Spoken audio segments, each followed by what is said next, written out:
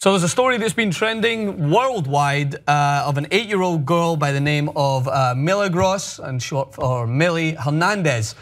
This took place in Nebraska, and it quickly caught fire all over the internet with the likes of Mia Hamm, Abby Wambach, a lot of notable former professional and current professional women's soccer players coming to the defense of this young girl. So the context of the situation is that due to her having short hair, she had been disqualified from participating in a youth soccer tournament. So the girl's been playing since she was 5 years old, but at the age of 8, was bumped up to a team full of 11-year-olds after proving herself to be a very talented player. But recently, basically to bring it to the situation is that they said that they thought that she was a boy, therefore could not participate in the all-girls tournament, despite actually having shown them her medical card, which stated clearly her gender.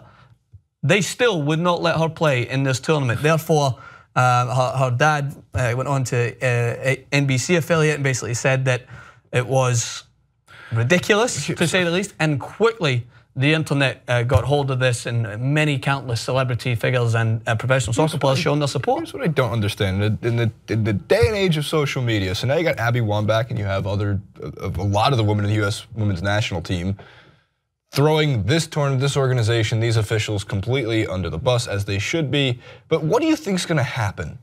Like, my question is, like, I understand that part of this story was when the form was originally filled out, there was some administrative error and it listed her as a boy. Therefore, the paperwork said she was a boy. Yeah. Now, I think some good evidence to counter that would be, yes, her insurance card, which does list her gender, or the fact that you guys are just being idiots, and the fact that she might look like one, although when you effing look at her, it looks like a girl.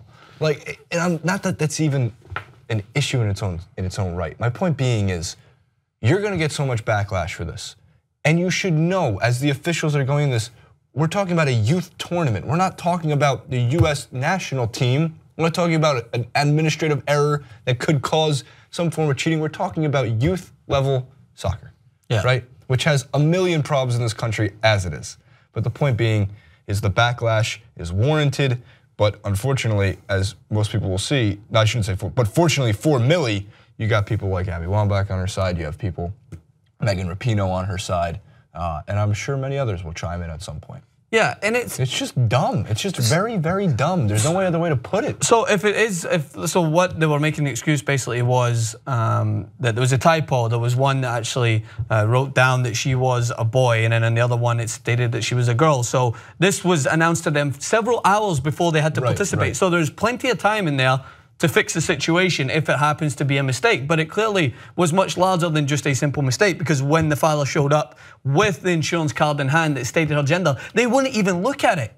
That right there just shows that you are so naive. It shows that you have some sort of point of view or disdain towards the way someone looks in regards to what you think they should look like. And that immediately is a problem, because there's a certain sense of masculinity that goes around when it comes to certain sports, right? So how many times has it consistently been proved that women's soccer in this country should be treated the same? We had the constant narrative going on with the team advocating for the same pay when it came to the men's sport, despite the fact that they weren't being paid the same. The women are better. They were dominating. They were easily one of the best sports teams in America, not even women's or males, like one of the best sports teams nationally.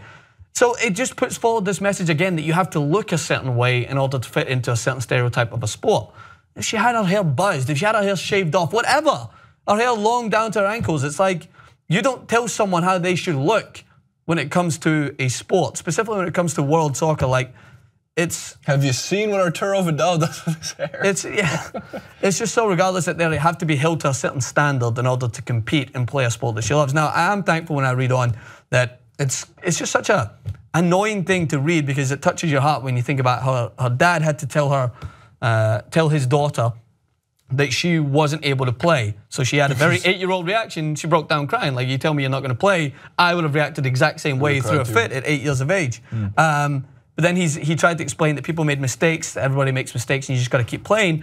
And thankfully, he said that by Monday, she was already dribbling the ball around again and is happy and took forward. She probably doesn't realize the worldwide reaction that's going on to it, but it does kind of just bring to light this stupid form of expectation when it comes to how specifically women are supposed to look in regards to sports. Like, how many times is Serena Williams scrutinized because of the way she looks?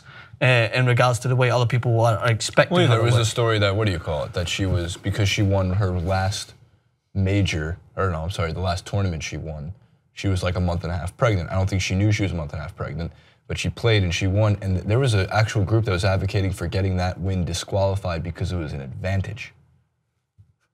An advantage. I don't even know what to take of it. Like, there was also a group that said, well, I mean, technically she should be entered in the doubles tournament, but at the same time,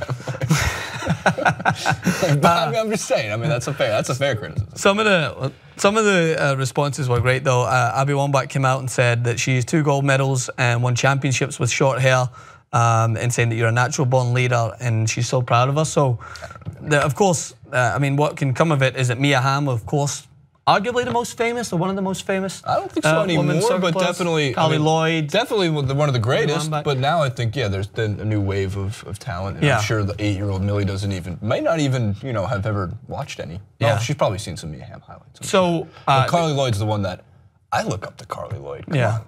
So basically, that they invited her to come and participate in a youth soccer camp or whatever, like something like it's going to get her to play our game even further. And you don't know, you just hope the there's Team some First Soccer come Academy camp. It's run by Mia Hamm. Nice. She said we'd love to host you at one of our camps, Team First Soccer Academy, which is run by Mia Hamm, Christine Lilly, and Tisha Venturini Hook.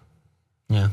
Well, I don't know, or I can't speak on behalf of Nebraska. I don't know exactly. Good album by Bruce Springsteen. It's what, sorry? It's a good album by Bruce Springsteen. Yeah.